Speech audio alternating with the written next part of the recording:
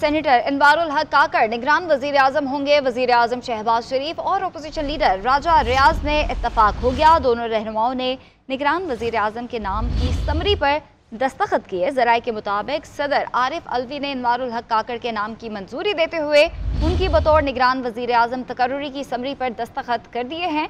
सदर मुमलिकत ने तयनाती की मंजूरी आइन के आर्टिकल 224(1) के तहत की है। सेनेटर अनवारुल हक काकड़ का ताल्लुक कोयटा से है। वो बलोचिस्तान हुकूमत के तर्जुमान रहे। अनवारुल हक काकड़ बलोचिस्तान अवामी पार्टी के बानी रहनुमा हैं। सेनेटर अनवारुल हक काकड़ मार्च 2018 से सेनेट के रुकन भी हैं। वो पाकिस्तान के 8वें निगरान वजीर आजम होंगे। तो आपको बताएं कि आज मुशावरत का ये दूसरा रोज़ था और राजा रियाज और वज़ीर आज़म शहबाज शरीफ की मुलाकात हुई थी और अनवारुल हक काकड़ को निगरान वज़ीर आज़म के लिए दोनों ने मुंतखब किया है। ब्यूरो चीफ इस्लामाबाद मियाँ शाहिद हमारे साथ मौजूद हैं।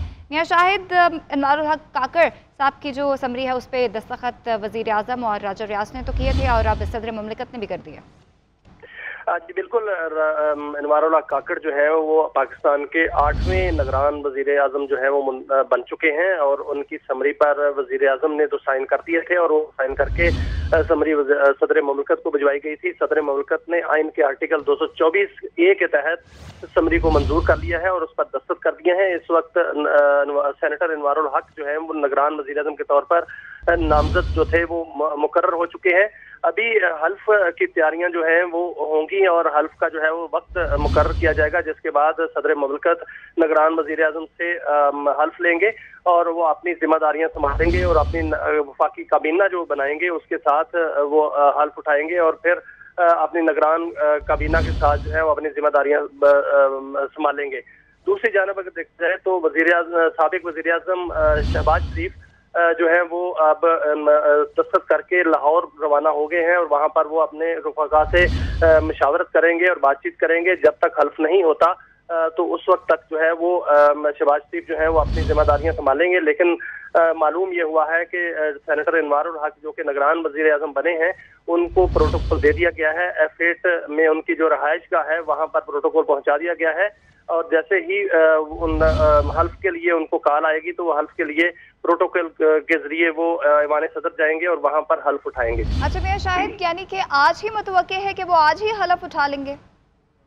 देखिए, हल्फ उठाना तो आज ही मुतवक्के है। ये मुमकिन है कि उसका टाइम जो है वो कल तक मुलतवी किया जाए। ये भी हो सकता है कि 14 अगस्त का जो वक्त है वो पहले ये कहा जा रहा था कि शायद मियां शहबाज शरीफ जो है वो परचम कुशाई करें तो उस वक्त तक भी उनको वक्त दिया जा सकता है। लेकिन ऐवान सदर की जानिब से जैसे ही हल्फ का कोई वक्त मुकर्रर होगा तो वो हल्फ उठाने के लिए फौरी तौर पर जाएंगे और मुमकिन है कि आज ही हल्फ जो है वो उठाने के लिए कोई वक्त मुकर्रर हो जाए। जी ठीक है। मैं मियां शाहिद, नाजरीन के लिए ज़रा ये डिटेल बताएगा कि ये जो 2 मुलाकातें हुई उनमें दोनों जानिब से कितने कितने नाम सामने आए और फिर फाइनलाइज क्या हुआ, और अब सारी डिटेल जो है वो एक बार फिर से नाजरीन के लिए बताइएगा।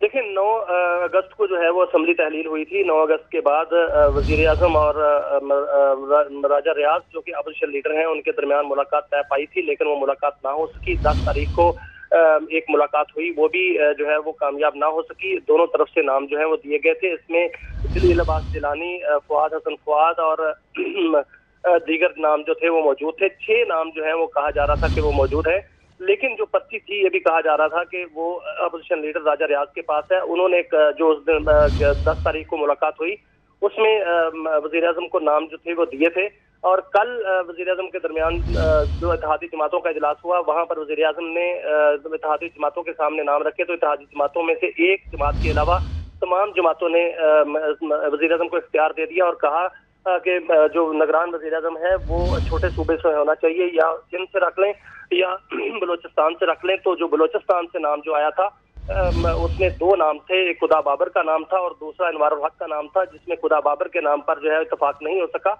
और अनवारुल हक के नाम पर जो है इत्तेफाक हो गया। आज दोबारा जब मुलाकात हुई वजीर आजम और अपोजिशन लीडर के दरमियान तो वहाँ पर जो है अनवारुल हक के नाम पर इत्तेफाक हुआ और वहाँ पर दोनों जो रहनुमाओं ने दस्तखत कर दिए, वजीर आजम ने भी और अपोजिशन लीडर ने भी, और फिर वो असम्बली जो है वो ऐवान सदर को भेजी गई। ऐवान सदर में भी सदर मुमलिकत ने उस समरी पर दस्तखत कर दिए और अनवारुल हक जो है वो निगरान वजीर आजम जो है अब इस वक्त जो है मुकर्रर कर दिए। ठीक है शाहिद, ज़रा अनवारुल हक काकड़ साहब की पॉलिटिकल हिस्ट्री के बारे में भी बताइए कि वो कब कब किस किस सीट पर इलेक्शन भी लड़े और किस किस पार्टी के साथ वो मुंसलिक रहे हैं।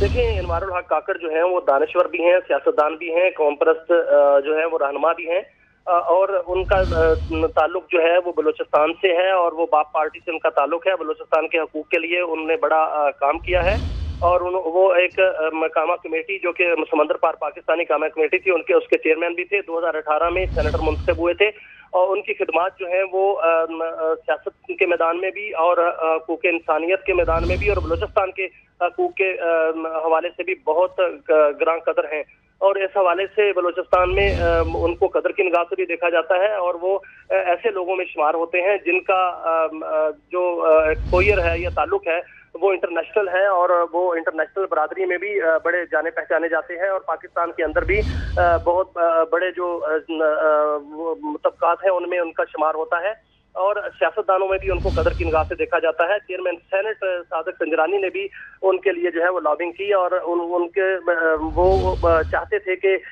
जो अनवारुल हक जो हैं वो वज़ीर आज़म जो है वो बने और वज़ीर आज़म शहबाज शरीफ की आज जब सीनियर साथियों से मुलाकात भी हुई तो जिसमें मैं मौजूद भी था तो वहां पर भी उन्होंने कहा था, उन्होंने इंदिया दे दिया था कि जो वज़ीर आज़म होगा वो छोटे सूबे से होगा और हम इस पर इत्तफाक़ी राय पर पहुंच जाएंगे। उन्होंने कहा था कि कुछ देर मुझे बर्दाश्त कर लें, तो उससे पता चल रहा था कि आज ये मामला निपट जाएगा।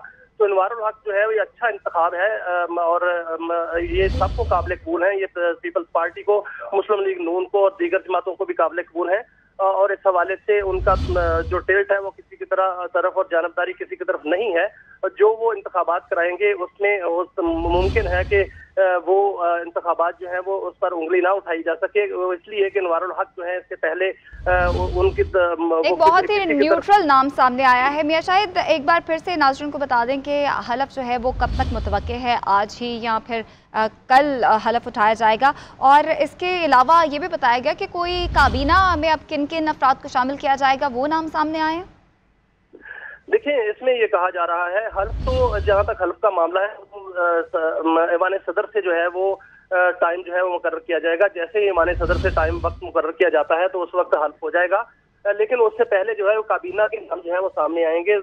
ये मालूम हो रहा है कि शायद जो सेनेटर इसहाक डार हैं वो ही बैक एंड पे वजारत खजाना के मामला को देखेंगे और फ्रंट पे शायद कोई वजीर खजाना जो हो, लेकिन जो मालियाती मामलात हैं वो इसहाक डार के सुपुर्द ही रहेंगे।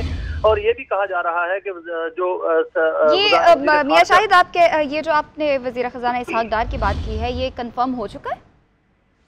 देखिए, ये इसको कंफर्म तो नहीं कहा जा सकता, लेकिन इस हवाले से इत्तलात ये आ रही हैं कि उनका किरदार जो है वो इस हवाले से कलीदी रहेगा और वो हुकूमत को बतौर अनऑफिशियल मशीर जो है वो अपना इस्तेमाल जो है वो जारी रखेंगे। क्योंकि वो सेनेटर भी हैं तो इस हवाले से वो अपना किरदार जो है वो जारी रखेंगे और इसलिए कि उन्होंने जो आलमी मालियाती अदारे हैं उनसे डीलिंग की हुई है और उन्होंने उस पर दस्तखत किए हुए हैं मुआहदों पर, उनको सारा मालूम है कि कहाँ पर क्या डील हो गया।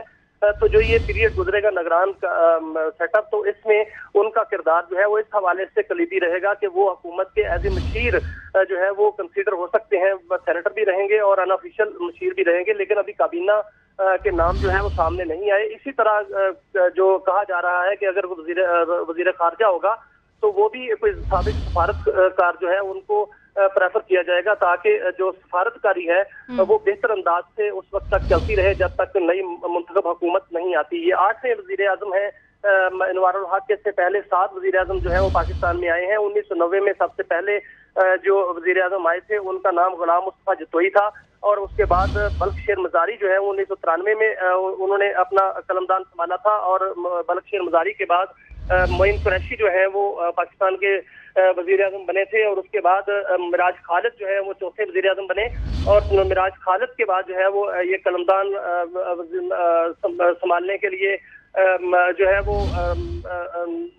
जस्टिस रिटायर मीर हजार खान खुसरो जो है वो उनको जो है वो निगरान वजीर आजम बनाया गया और उसके बाद जो है 2013 के बाद जो है वो जो मुस्लिम लीग नून की हुकूमत आई वो 2018 तक रही। उसके बाद छठे वजीर आजम जो हैं वो साबिक चीफ जस्टिस रिटायर्ड नासरुल मुल्क बने और फिर अब ठीक जो है, है मियां वो शाहिद हमारे साथ मौजूद रहेगा।